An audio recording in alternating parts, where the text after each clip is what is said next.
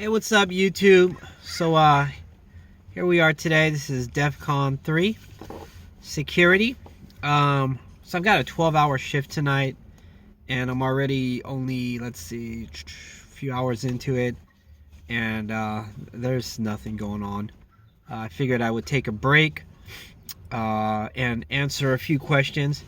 You know, I recognize that making a lot of YouTube videos, sometimes if you pump out too many, it lacks quality, and eventually people just skim through your videos. I do the same with some YouTubers that post every single day, and it just becomes very repetitive. So I apologize if I'm doing that, but you know, at the moment I got free time, and I figured I would just answer a few questions. I've got a few people in the comments that asked questions, and rather than just try to answer one person's question, I thought I would go through a few questions today. So, number one question is, why don't guards work in pairs? Well, the answer is they do work in pairs. I've been in situations where we've had 30 guards, and this was just a couple months ago. So you can work in bigger groups, but the main thing is economics. It costs a lot of money. You know, why would you have 30 guards guarding a place that has relatively zero movement or any threat level for that matter? So it basically has to do with economics. Now, I think I understand a person's question. What they're really asking is, you know, as far as a safety standpoint goes, why don't we have like 2 guards, and that way we can back each other up? Occasionally you see it, but again, even that comes down to economics. Granted, if I had another guard with me, it would help me stay awake longer.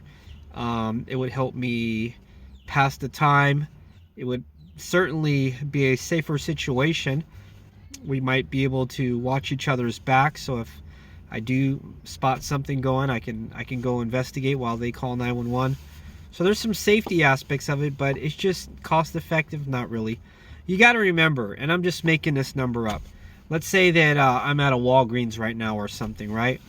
And the owner of Walgreens is paying me, the owner of the company, 35, 40 bucks an hour to guard the place. I'm going to kick back my guard 18 bucks an hour, 20 bucks an hour. So I can afford to kick back a guard 60% of the money. But if you have 2 guards, you're not going to be able to pay both of them and still make a profit on that site. So having said that, they'd rather just have 1 guard, and that's basically what it comes down to, economics, unless there is a need for more than 1 person. Uh-oh, we got some action going on right in front of me. Sorry, guys. All right, number 2. Why don't guards have backup? So the reason why I answered this question first is because I figured by the time I answer number 1, you should get an idea of why we don't have backup. Again, it comes down to economics. Sometimes guards do have backup. I'll see patrol officers, and they will have a designated dispatch, so they'll get on the radio and say, hey, you know, I see something going on here. But usually your dispatch is just going to encourage you to call 911. So you don't really need a dispatcher to be the middleman in order for you to contact dispatch. So for this reason, I'm making this video and then I've got something going on right in front of me. So yeah, why have a middleman be dispatch? You know, you just want to go straight to dispatch. The 911 dispatch, I should say. You don't want to be having somebody in the middle of that. So that's pretty much why we don't have backup. It's just, again, economics. Can you really afford to have a system where you could just call up more guards? We're not readily available. I mean, most guards that work with me are 40 minutes away from each other.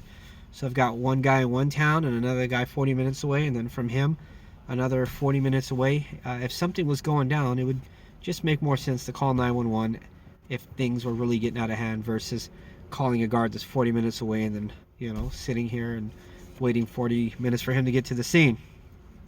I do wish we had backup though, or if anything, I absolutely wish I had direct access to 911. Wouldn't it be awesome if I just had a radio and said, "Hey, can I get an officer over here?" and they know exactly where I am, and I don't have to worry about calling 911 and getting through to dispatch, and it would be so much easier. But that system doesn't exist. I hope that one day it does for the sake of security guards. Okay, next question. Is there no job in security you would take? Well, yeah, there's certain jobs that I just absolutely would not take. I won't take a job that requires me, and I'm saying I won't, but I have done it before, but I wouldn't do it for long. I won't take a job that has you stay out in the elements for too long. Like, the last thing I want to do is be standing in front of a building for 8 hours a day, out in the cold, out in the rain, no shade, no sun. I did in the past. I would take those jobs, but looking forward, no. It all goes back to knowing your worth, right? I'm cool, man. There's no way you're gonna get me to stand out in front of a building in the hot sun 8 hours a day with all this gear on. I just wouldn't do it unless I was accommodated, right? If they had some sort of canopy where I can sit under it and be in the shade, I would be okay with that, but not just directly in the sun. Another job I wouldn't take is I've seen guards where they walk around with this little, I don't know what it's called. It's like they'll walk around with something that looks like this, and they have to go around. There's like these little barcodes in the building, and every 20 minutes they have to touch one of those barcodes just so that whoever they're working for knows that they're moving around and not sleeping. I don't like that system. I really don't. There's just, yeah, it's kind of degrading. So, I'm over here doing my thing, and then they're like, "Hey, it's been 10 minutes. You haven't scanned the barcode. I don't know why you skipped that door." And, we're adults here. If they can't trust us to the point where they have to give us equipment to scan these little barcodes just so they know we're doing our job, I'd rather just be looking around for another job. So that's another job that I wouldn't take. I wouldn't take a job that just doesn't seem cost effective, right? If you're making 13 bucks an hour and you're driving an hour and a half to get to your job, and they're giving you only 4 hours, right? It's a part-time shift.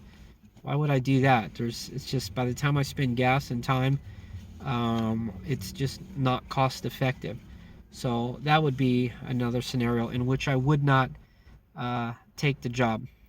So I think that's pretty much the questions that I've had for today, or at least I read in the comments. That's why it's important for people to like and subscribe, because the more people we have, the more interaction there is, and I can get out here and get some ideas of content, right? I mean, I can only do, it's security, so there's only so many things I can talk about. Maybe at some point I could just start telling stories of things that I've dealt with, or situations I've de-escalated. But in the interim, I'm just waiting for you guys to post your questions, and I'm here to answer them.